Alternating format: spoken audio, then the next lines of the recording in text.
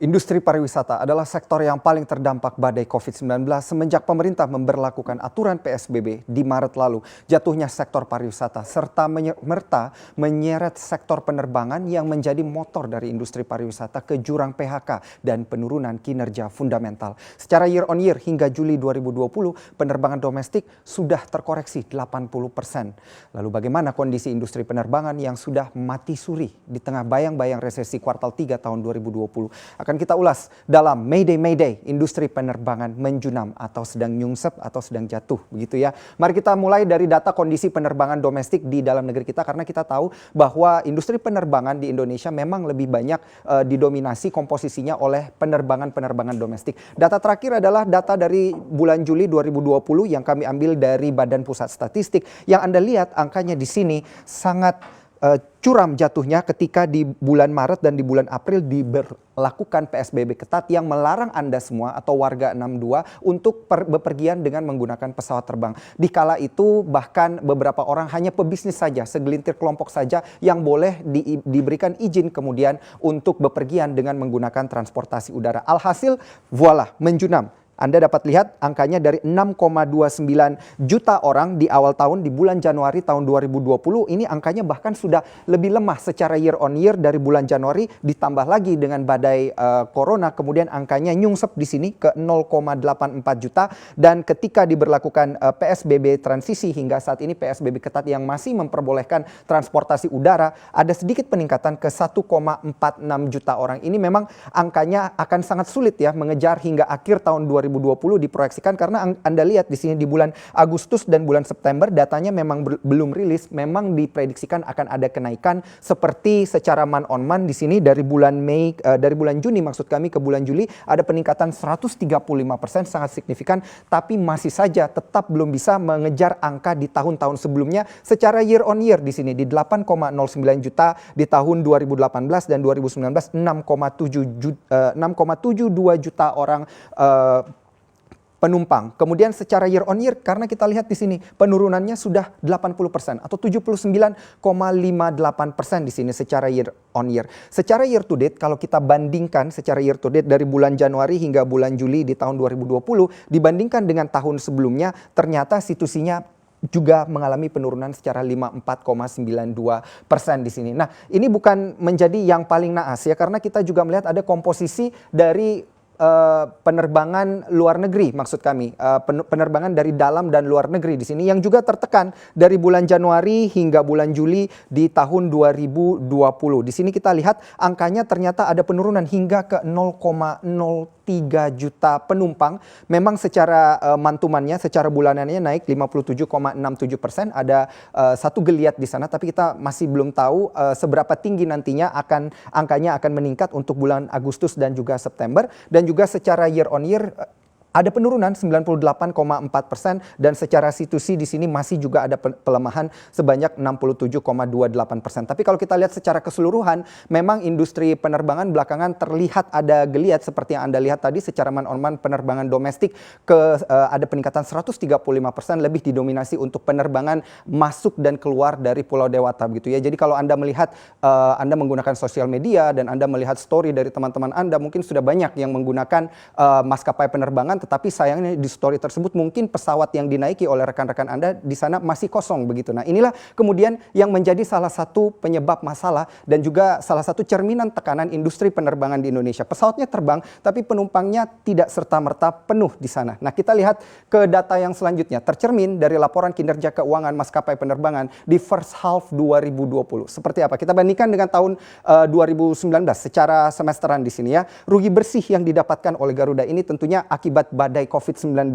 Ada rugi bersih 712,73 juta dolar Amerika Serikat di sini, karena kursnya di laporan keuangan Garuda dalam bentuk dolar Amerika Serikat. Ini pendapatannya pun yang dari tahun lalu kemudian ada penurunan hingga 917,28 juta dolar Amerika Serikat, dan di waktu yang sama liabilitas atau kewajibannya naik di sini dari 3,74 juta miliar dolar maksud kami meningkat jadi 10,37 miliar dolar Amerika Serikat. Sangat signifikan. Nah, ini yang menjadi tanda tanya bagaimana nanti strategi untuk kemudian memulihkan atau membayarkan kewajiban-kewajiban seperti pajak dan lain sebagainya. Nah, inilah yang dibutuhkan oleh maskapai penerbangan baik BUMN maupun swasta untuk diberikan stimulus oleh pemerintah. Nah, kemudian kita lihat di sini pergerakan saham daripada Garuda Indonesia sendiri sudah tertekan secara year to date hingga bulan September. Datanya terakhir kami ambil di September tanggal 24 kemarin, itu sudah melemah sekitar 57,83%. Ini yang menjadi pertanyaan, how low can you go? Seberapa dalam nantinya saham-saham maskapai penerbangan ini akan jatuh terperosok di sana atau terkoreksi. Nah, kita beralih kepada salah satu peers daripada emiten penerbangan di Indonesia, yaitu CMPP di sini atau AirAsia Indonesia dengan kode emitennya CMPP. Nah, ini laporan keuangannya dalam bentuk rupiah di sini, di mana kalau Anda lihat juga pada pos pendapatannya di sini ada penurunan yang sangat signifikan dari 2,99 triliun rupiah menjadi 1,34 triliun rupiah. Pendapatannya turun, trennya sama seperti Garuda, dan juga ada rugi bersih yang kemudian meningkat ini hampir 11 kali lipat, 82,53 miliar rupiah menjadi 909,07 miliar rupiah. Begitu juga dengan beban di sini atau tanggung jawabnya, kewajibannya juga meningkat 2,41 triliun menjadi 8,22 triliun rupiah. Pihak AirAsia sendiri mengatakan di sini peningkatan liabilitas terjadi karena pemberlakuan PSAK 73 di sana yang kemudian meningkatkan liabilitas dari 2,41 triliun rupiah menjadi 8,22 triliun rupiah. Selanjutnya saya bawa Anda untuk melihat sebenarnya stimulus apa yang sudah dijalankan, yang sudah dijanjikan dan sudah akhirnya berhasil diberlakukan oleh pemerintah untuk pihak penerbangan swasta dan juga penerbangan negeri di sini. Kita lihat di sini stimulus industri penerbangan. Yang pertama tentunya ada penyertaan modal negara. Ini adalah berupa dana segar dari pemerintah yang diberikan langsung kepada BUMN. Kemudian dijanjikan oleh Sri Mulyani akan ada Belate nomor 118 untuk PMK nomor 6 tahun 2020 yang dikatakan akan berlaku ini di tahun 2020. Di tanggal 2 September kemarin. Nah, tapi apakah sudah dijalankan oleh perusahaan-perusahaan penerbangan khususnya BUMN di sini akan kita pantau lebih lanjut. Kenapa? Karena Belate ini kemudian memberikan stimulus bahwa perusahaan-perusahaan maskapai penerbangan kemudian penerbangan BUMN bisa kemudian membuat obligasi di situ atau surat utang dan kemudian ditawarkan kepada pemerintah. Jadi seperti BUMN ini kemudian diberikan utang atau dana segar oleh pemerintah. Kalau yang PMN sifatnya tidak ada dalam bentuk utang, tapi kalau untuk yang Belate ini kemudian pinjamannya akan berupa utang begitu. Nah, kemudian yang ketiga di sini ada yang dijanjikan adalah keringanan biaya kalibrasi untuk kenavigasian, kemudian ada pembebasan ongkos pajak bandara yang dikatakan selama ini menekan maskapai penerbangan juga, keringanan pajak aftur yang menurut Kementerian Perhubungan sendiri ini masih dalam proses untuk dijalankan, dan relaksasi landing fee. Nah, ketika pesawat itu mendarat ternyata ada landing fee-nya yang dikatakan juga cukup besar. Apabila ini dipangkas, ini kemudian akan membantu maskapai-maskapai penerbangan tersebut memperbaiki kinerja keuangannya. Nah, di sebelah kanannya di sini dapat Anda lihat ada pembebasan biaya tanggungan bagi pesawat yang dikandangkan. Nah, inilah yang dibutuhkan oleh stimulus-stimulus yang dibutuhkan oleh para pengusaha atau maskapai penerbangan swasta, yaitu pembebasan biaya tanggungan bagi pesawat yang dikandangkan, kemudian pembebasan biaya tanggungan maskapai dari pengelola bandara itu sendiri, pembebasan pajak untuk spare part apabila bisa diberlakukan karena ini masih sifatnya usulan, dan pembebasan biaya PPN atau PSI yang biasa Anda kenal dengan airport tax. Ini tentunya akan memberi satu stimulus bagi pengguna transportasi udara di sana untuk membeli tiket dengan harga yang lebih murah. Nah, inilah stimulus-stimulus yang diusulkan lebih lanjut dan inilah stimulus-stimulus yang sudah dijanjikan. Beberapa dari stimulus ini memang sudah dijalankan dan efeknya akan kita lihat ke depannya di kuartal keempat nanti apakah akan efektif atau tidak. Nah, kenapa? Karena kalau kita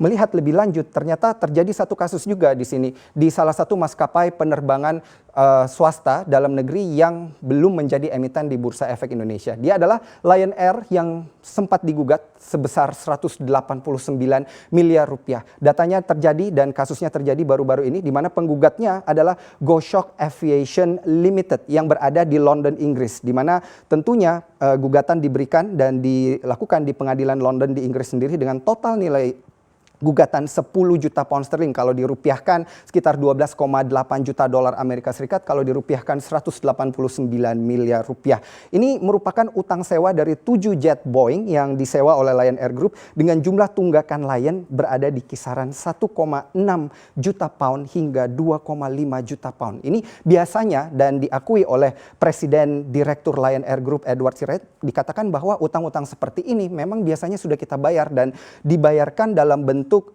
lunas dan lancar begitu. Tetapi karena ada kondisi COVID ini atau yang dikatakan merupakan salah satu force major yang terjadi, maka tentunya terjadi kemacetan untuk pembayaran di sana. Dan kemudian inilah gugatan yang dilancarkan oleh Go Shok sendiri. Nah, inilah merupakan salah satu respon dari Edward Sirait yang mengatakan bahwa karena memang pesawatnya tidak terbang dan karena pandemi, jadi sehingga maskapai penerbangannya tidak bisa memutar dana, tetapi karena memang sedang seret ini maskapai penerbangan, mau dibayarnya pakai apa ke depannya? Nah, ini menjadi satu pertanyaan karena Go Shok ini juga dikatakan oleh Edward Sirait ternyata tidak hanya meminjamkan pesawat terbang atau menyewakan pesawat terbang untuk Lion Air saja, tetapi kepada maskapai-maskapai penerbangan lainnya juga yang ternyata keadaan fundamental keuangannya memang sedang seret. Nah, ini menjadi satu pertanyaan. Kalau memang wajah daripada maskapai penerbangan di Indonesia dan di luar negeri kurang lebih sama, ini bisa saja mungkin nantinya